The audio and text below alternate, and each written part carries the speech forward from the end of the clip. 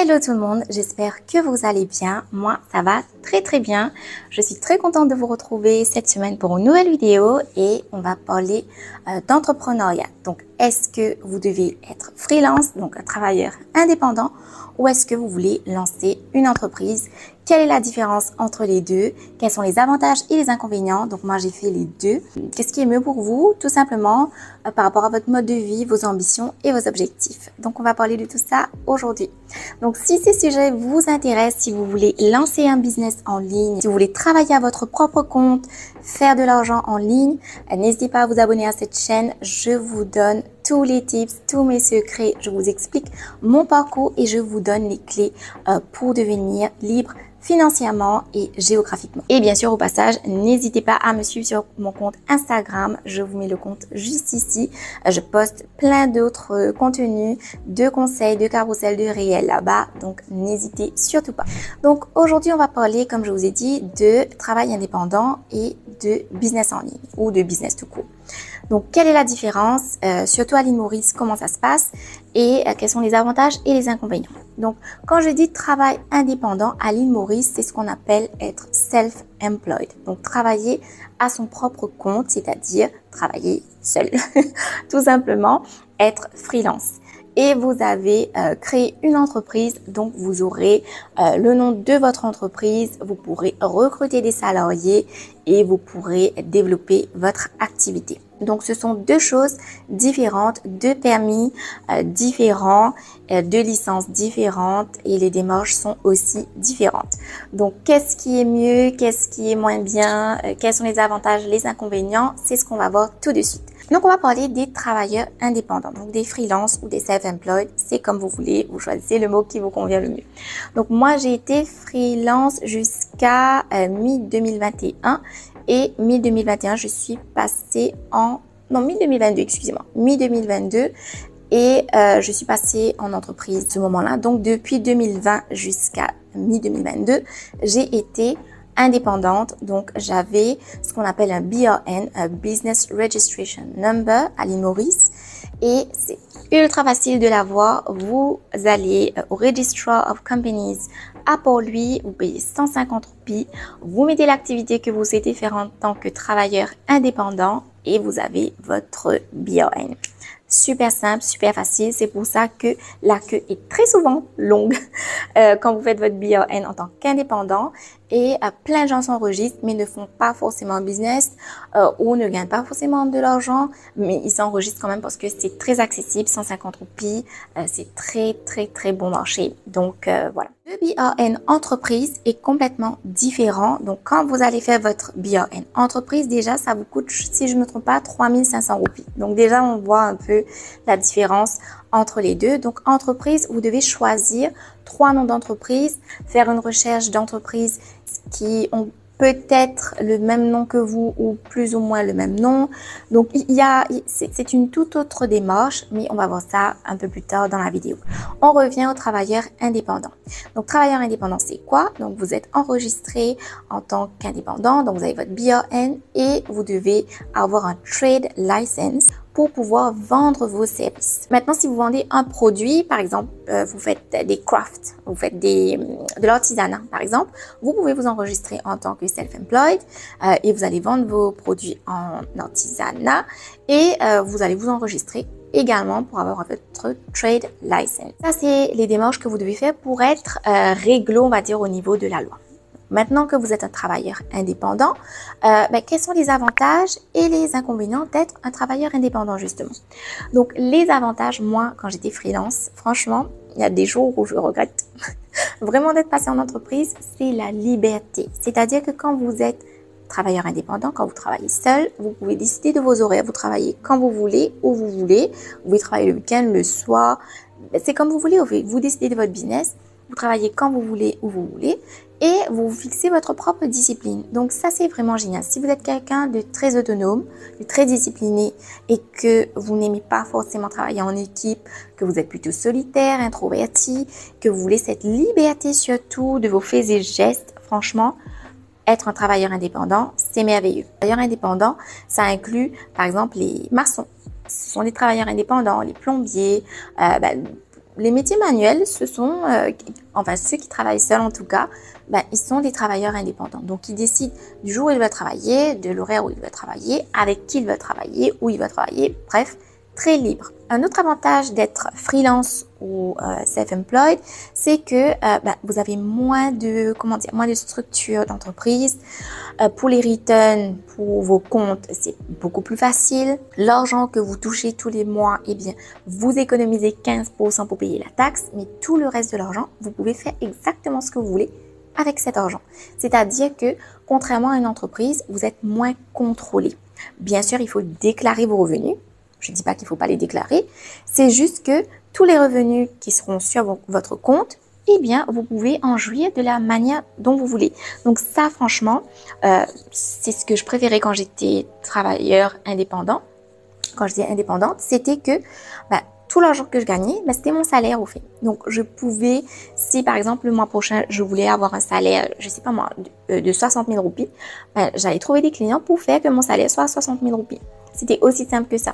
Si j'avais pas envie de travailler pendant un mois, que j'étais fatiguée, limite en burn-out ou que je voulais voyager, eh bien, je pouvais travailler moins, gagner moins, juste pour payer mes factures.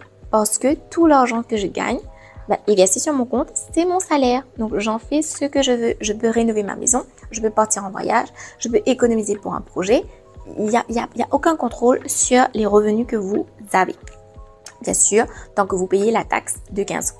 Un autre avantage d'être un travailleur indépendant, c'est la flexibilité que vous avez. Comme vous n'avez pas d'équipe, eh bien, vous êtes encore plus flexible. C'est-à-dire que vous n'avez pas besoin d'avoir des horaires de travail fixes et vous n'avez pas besoin non plus de, donner le ton, instaurer une certaine discipline, gérer le travail d'autres gens. Vraiment, vous êtes complètement autonome. Donc, si vous voulez travailler de votre lit toute la journée, moi, ça m'est arrivé quand j'étais freelance. Si je me sens un peu malade ou si c'est l'hiver, j'ai pas envie d'aller me mettre à mon bureau, je peux travailler de mon lit. Par exemple, je peux travailler une demi-journée et être une demi-journée sur Netflix, par exemple. Donc vraiment, c'est pour ça que beaucoup de gens préfèrent ce type de BRN et ce type de business parce que c'est beaucoup plus facile en termes de démarches administratives, en termes de maintien des comptes, en termes de salaire, vous pouvez gagner beaucoup plus. Pour être honnête avec vous, moi je gagnais beaucoup plus d'argent quand j'étais freelance que maintenant que j'ai une entreprise. Les inconvénients quand vous êtes freelance, c'est justement cette trop grande liberté que vous avez et on a tendance à se contenter de ce qu'on a. Si on fait un bon salaire, on se contente de ce qu'on a au fait. On n'a pas forcément l'envie d'évoluer parce que évoluer, ça voudra peut-être forcément dire de passer en entreprise ou d'avoir une équipe autour de soi et de passer plus en mode gestion de projet plutôt que dans l'opération. Et c'est pas forcément peut-être ce que vous avez envie. Donc, on devient des fois plutôt indiscipliné, plutôt paresseux. Si maintenant vous êtes habitué à aller vagabonder et à travailler des demi-journées, ça va être difficile maintenant de vous rediscipliner. Donc, il y a cet inconvénient-là. Il y a l'inconvénient de devoir tout faire soi-même. Donc, si vous êtes un travailleur indépendant, eh bien, vous devez faire le travail, chercher les clients, répondre aux mails, répondre au téléphone, aller à des événements de networking par exemple, suivre un cours pour vous former dans telle ou telle compétence. Vous allez devoir gérer vos comptes vous-même. Donc ça, c'est un gros problème, sauf si bien sûr vous avez les moyens de payer un comptable qui est lui-même indépendant ou une firme. Mais gérer son argent au quotidien, ça va être vous. C'est-à-dire que vous allez devoir garder toutes vos factures. Vous allez devoir même vous former à la comptabilité pour savoir comment gérer votre argent. Vous allez devoir savoir où investir votre argent.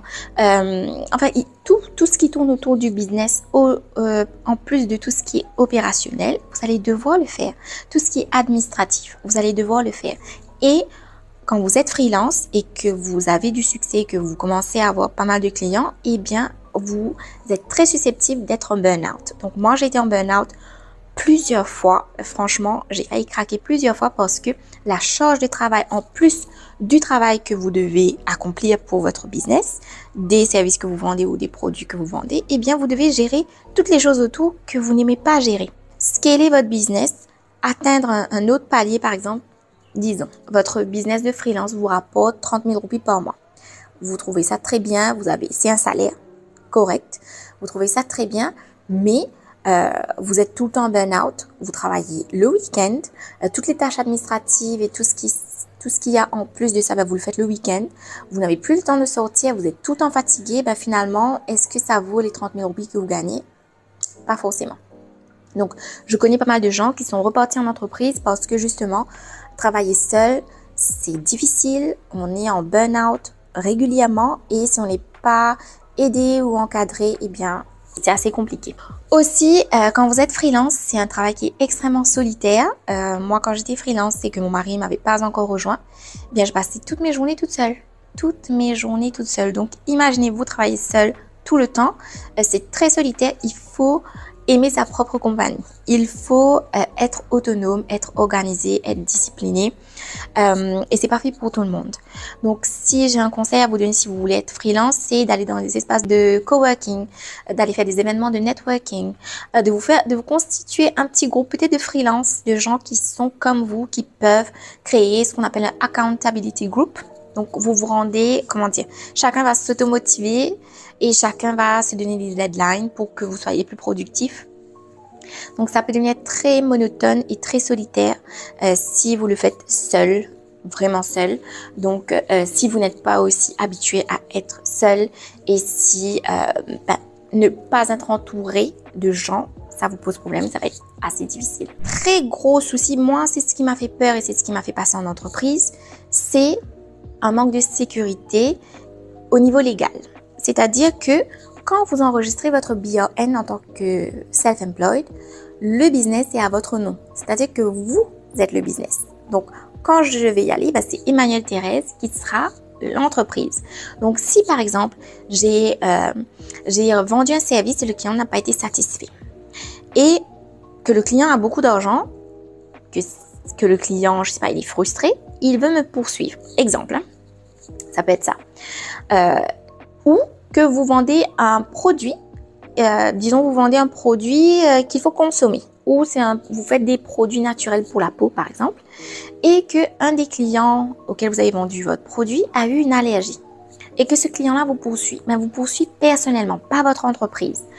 Donc, vous avez de très gros risques. C'est-à-dire que si vous avez des biens, une voiture, une maison, vous pouvez être poursuivi et perdre ces choses-là. Donc, votre vie personnelle et votre vie professionnelle, elle est mélangée. Parce que vous-même, vous êtes le business. Vous êtes, vous êtes le business, vous êtes une entité. Et à partir de là, ça devient assez risqué, je devrais dire, si vous faites face à des poursuites légales. Donc, moi, c'est ce qui m'a fait un peu peur. Je me suis dit qu'il ne faut pas tout mélanger. Donc, ça, c'est un souci. C'est que quand vous êtes travailleur indépendant, vous mélangez tout. Votre vie, vous-même en tant que personne et le business. Donc, si vous passez en entreprise, vous séparez les deux. Donc, l'entreprise a ses biens, l'entreprise a son argent. Vous êtes employé de l'entreprise et ça devient plus facile juridiquement. Ça devient plus facile aussi au niveau mental, votre santé mentale aussi. Moi, je trouve que ça joue beaucoup et c'est plus facile de ce côté-là et c'est moins risqué de ce côté-là. Donc, on va passer à l'entreprise maintenant. Pourquoi je suis passée en entreprise? Donc, quand vous êtes un travailleur indépendant, self-employed, c'est très difficile d'avoir plus de revenus. Quand vous atteignez un certain palier, c'est très difficile de travailler plus au fait. Vous n'avez que 24 heures dans une journée, fait tout seul. Vous n'allez pas vous tuer à la tâche pour gagner plus d'argent. Ça, c'est très toxique. C'est vraiment pas ce que je conseille. Vous allez être dégoûté de ce business-là. Donc, si vous avez certaines ambitions en termes de rémunération, si vous avez une vision plus grande de votre business et que vous voulez, je sais pas moi, si vous vendez par exemple des produits faits main, vous seul, c'est très bien. Vous prenez un freelance qui va vous aider, je sais pas moi, à faire le packaging, à aller poster à la poste, quelqu'un qui va vous aider avec les réseaux sociaux, avec les commandes, c'est très bien. Mais si vous voulez avoir par exemple une boutique, e-commerce par exemple et vendre à la masse, générer des revenus plus importants et être plus sécurisé sur le long terme, il faut passer en entreprise. Donc moi, j'avais plus d'ambition et surtout, je veux faire certains investissements, par exemple dans l'immobilier et travailler en tant que freelance. Ça ne me permettait pas d'atteindre ces objectifs-là. Et aussi, comme je vous ai dit, je voulais me séparer moi de mon entreprise. Mon entreprise, c'est quelque chose de différent de moi en tant que personne et ça me met une charge mentale un peu moindre d'être entourée d'une équipe. Aussi, être entouré d'une équipe, c'est-à-dire que vous allez départager les tâches que vous ne souhaitez pas faire, vous allez les déléguer. Moi, par exemple, j'ai trop de chance, j'ai un mari qui est dans la comptabilité, j'ai délégué toute la partie administrative et comptabilité, je m'en occupe absolument plus. Et ça m'enlève une charge énorme de devoir toutes les dépenses que je fais, de devoir les comptabiliser, garder les reçus, faire un filing, faire des comptes, tout ça, franchement, c'est pas mon truc. Donc, je délègue toute la partie gestion des opérations. Si vous n'aimez pas, par exemple, avoir le contact avec les clients directement et que ça vous rajoute une charge mentale, ben, vous avez quelqu'un, un chef de projet, par exemple, qui peut s'en occuper. Vous avez quelqu'un pour le customer service, par exemple, qui peut s'en occuper. Si vous ne savez pas vendre, si vous n'avez pas de compétences en marketing, bah vous allez recruter, je sais pas moi, un community manager ou un business developer qui va vous aider à développer votre entreprise, à générer plus de revenus. Donc, les compétences des uns et des autres vont vous apporter, vous en tant qu'entrepreneur, et l'échange d'idées, avoir des conseils de votre équipe. Franchement, ça aide énormément quand vous êtes une entreprise. Et en tant qu'entreprise, très important, vous avez des subventions du gouvernement. Donc, si vous êtes une petite entreprise, vous enregistrez à la SME Mauritius et vous avez plein de bénéfices. Vous pouvez avoir des grants pour faire votre site web. Vous pouvez avoir des grants pour recruter des employés, ne pas payer la totalité de leur salaire pendant au moins la première année pour vous aider à souffler un petit peu. Vous avez plein d'opportunités d'incubation, de start-up. Au fait, quand vous êtes une entreprise, vous avez beaucoup plus d'opportunités que quand vous êtes freelance. Quand vous êtes freelance, vous n'avez aucune opportunité. Et puis, quand vous passez en entreprise, on vous prend plus au sérieux. Par exemple, là, j'ai eu un client et il a fait des recherches sur mes comptes pour voir si j'avais des clients. Il a appelé des clients, etc. Il a fait ce qu'on appelle un due diligence au nom de l'entreprise. Et si j'étais freelance à mon propre nom, peut-être que j'aurais pas eu accès à ce type de clientèle. Mais les inconvénients d'être une entreprise, ben, il y en a énormément. Des fois, quand je vous ai dit, je me réveille le matin, je me dis, punaise, pourquoi est-ce que je me suis compliqué la vie? Tout est plus compliqué quand vous avez une entreprise. Quand vous recrutez, il y a toutes sortes de choses qu'il faut prendre en considération. Il y a des choses qu'il faut payer, qu'il ne faut pas oublier de payer. Il faut se renseigner sur les lois, la loi du travail. Il y a des contrats à mettre en place. C'est toute une structure à mettre en place qui est beaucoup plus longue et il faut se faire aider. Surtout si vous n'avez pas de compétences là-dedans, il faut impérativement se faire aider. Maintenant, quand vous avez une équipe, ben, vous allez passer en tant que gestionnaire plutôt que qu'être dans les opérations. Donc, prendre des décisions toute la journée. Si vous n'aimez pas forcément ça, si vous, votre passion, c'est de créer le produit, créer le service, être dans l'opération, ça va être difficile d'avoir une équipe parce que vous allez devoir déléguer. Moi, j'ai eu beaucoup de mal à faire ça. Déléguer, faire confiance aux gens, former les gens, recruter les gens. Franchement, c'est toutes sortes de choses que j'avais pas l'habitude et que forcément, c'est pas un truc qui me passionne. Forcément, moi, j'aime créer du contenu. Donc, il faut réapprendre un peu le métier, au fait, parce que vous changez de métier carrément. Et aussi tout ce qui est return, donc c'est beaucoup plus compliqué, il faut avoir des comptes parce qu'on peut vous auditer, c'est beaucoup plus d'administration en fait quand vous avez une entreprise. Il faut savoir que l'argent de l'entreprise ne vous appartient pas. Donc, l'argent que j'ai sur le compte entreprise que je vois tous les jours ne m'appartient pas. Je ne peux pas changer de voiture parce qu'il y a de l'argent sur le compte. Je ne peux pas acheter un bien immobilier parce que voilà, j'ai envie d'acheter une maison. Non. L'entreprise ne va pas vous payer toutes ces choses-là. Il faut vous verser un salaire. Vous devez pouvoir justifier chaque dépense que vous faites et il faut apprendre à gérer les comptes de l'entreprise. Tandis que quand vous êtes freelance, si vous voulez vous acheter une voiture, tant bien vous fasse, vous achetez votre voiture. Donc, ça, c'est plus compliqué. Donc, comme je vous ai dit, quand vous passez en entreprise, vous devez faire les salaires des employés. Il y a beaucoup plus de stress. Beaucoup plus de stress parce que vous devez faire le salaire d'autres gens. Vous devez vous verser un salaire qui sera plus restreint. Moi, je me verse un salaire qui n'est pas le salaire dont j'ai envie. Et parce que je veux que mon business y survive sur le long terme. Donc, vous allez prendre des décisions long terme. Vous allez peut-être gagner moins d'argent.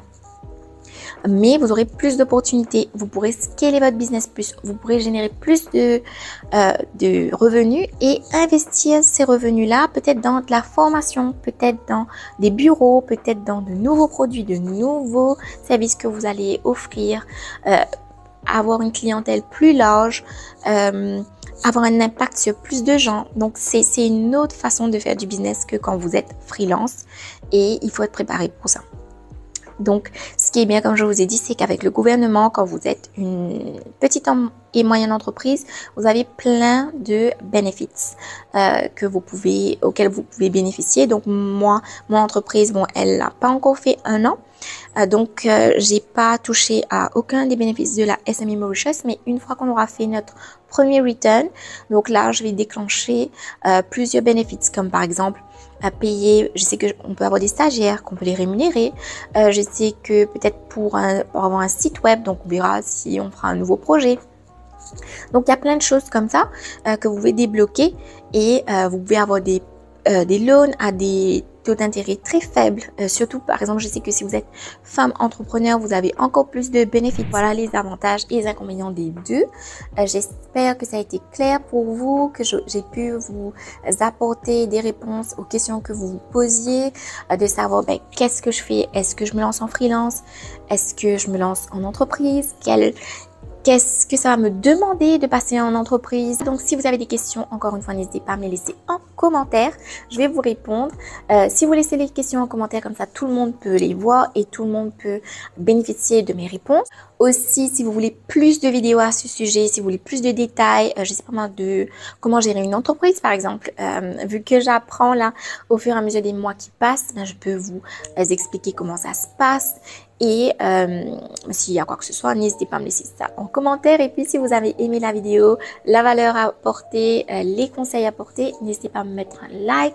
Ça m'aide énormément et de partager cette vidéo à des entrepreneurs que vous connaissez, à des gens qui veulent devenir freelance ou des gens qui hésitent, qui savent pas trop comment se lancer. N'hésitez pas à partager cette vidéo-là avec eux. Et en attendant, on se retrouve sur Instagram ou sur LinkedIn. Ce sont les 2 réseaux où je poste énormément de contenu 100% gratuit. Vous pouvez aussi vous rendre sur mon site. J'ai des e-books, j'ai des checklists, j'ai plein de choses sur mon site qui sont encore une fois gratuites. Vous pouvez bénéficier de tout ça. Donc, n'hésitez pas. Donc, d'ici là, prochaine vidéo, je vous fais de gros bisous et je vous dis à très vite. Ciao, ciao.